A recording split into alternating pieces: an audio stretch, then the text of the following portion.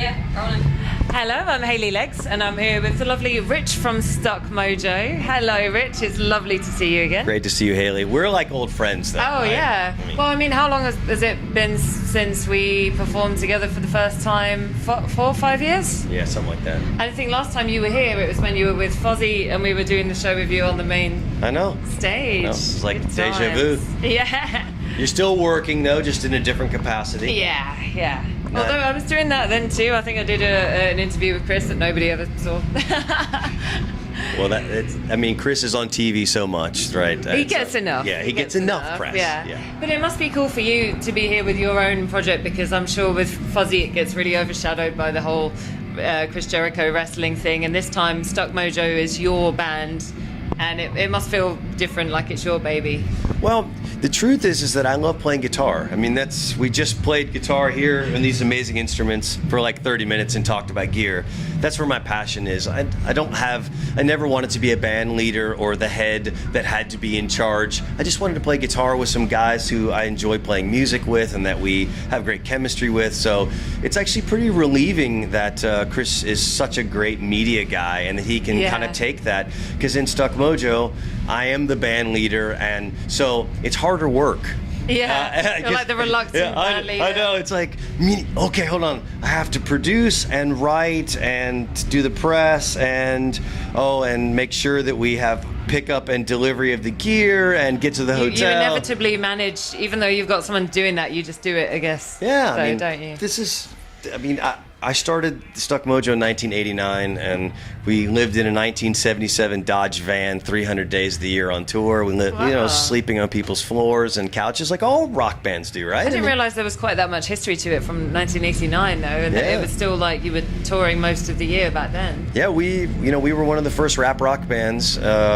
We saw, Anthrax with Public Enemy and said, what if that was a band and not just a one-off song? Yeah. And I love the Chili Peppers and I love Faith No More, and the hair metal thing was starting to get tedious, and there was all these kind of interesting bands trying. Yeah. And there was these guys like Mike Patton rapping and singing, and it was a brilliant time to be a musician, and it was the first time where genres were starting to kind of come together. It wasn't just metal band, grunge band, thrash band. It was like all of a sudden, people were, MTV was all of a sudden starting to play videos from bands that were, trying and experimenting. And that was like Aerosmith's resurgence as well, wasn't it? Oh, yeah. They were dead for years until they did the thing with Run DMC. And they were. Run DMC saved their career for sure. Yeah. And maybe vice versa too, right? Yeah.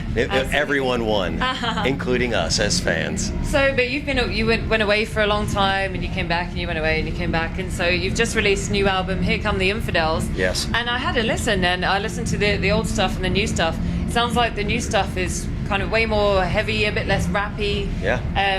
Do you think that's an influence of the new singer, or just the way you were going, or just the way the times have changed, or what? I don't know. I had some concepts for songs, and I wanted to write a record that was heavy, but I wanted to be kind of rooted in kind of bluesy rock stuff. I love Deep Purple, and I love Sabbath, and so my idea was, what I wanted to kind of hold on to those early influences that you hear on the very early Stuck Mojo records, and then as bands do, they experiment over time, because you don't want to make the same record every year. Yeah. There's only a few bands that can do that, right? ZZ Top has permission, AC/DC can. There's a few out We allow that every now and then. That's right.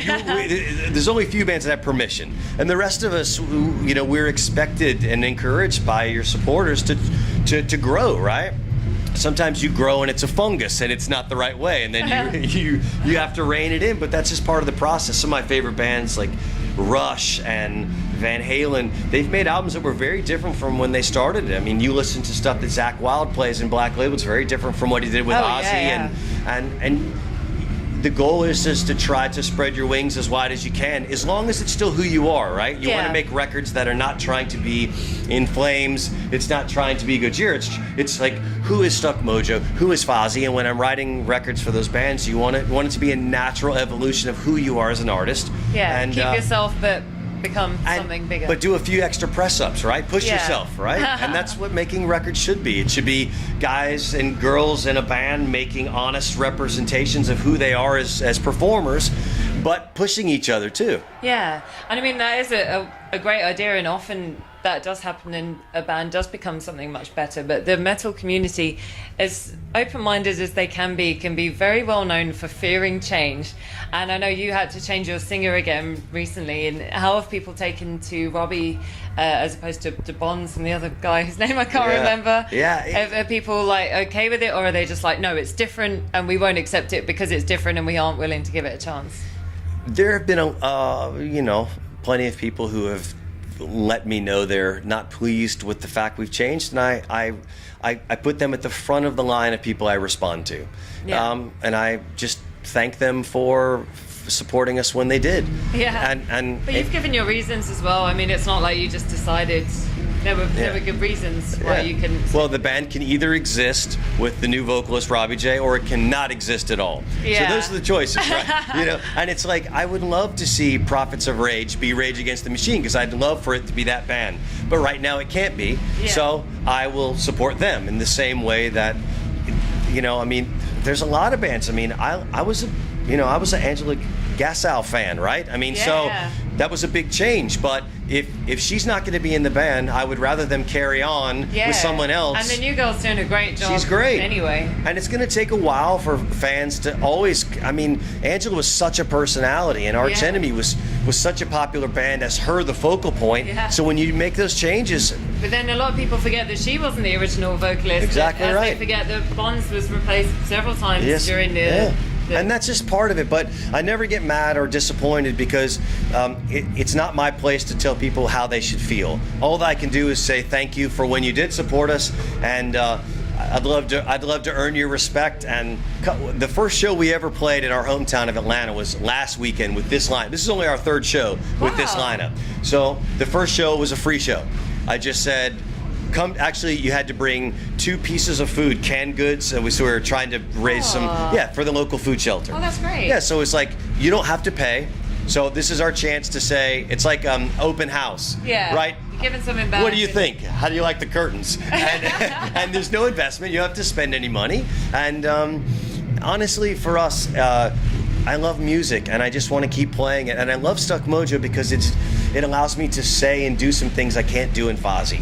Right, because Fozzy's a fun, heavy rock band. And we have some metal riffs, but lyrically it's very different from Stuck Mojo. It's got its limitations, of course, as every band does. That's right, Stuck Mojo has it. That's exactly right. But for me, it's the same. I'm not Corey Taylor.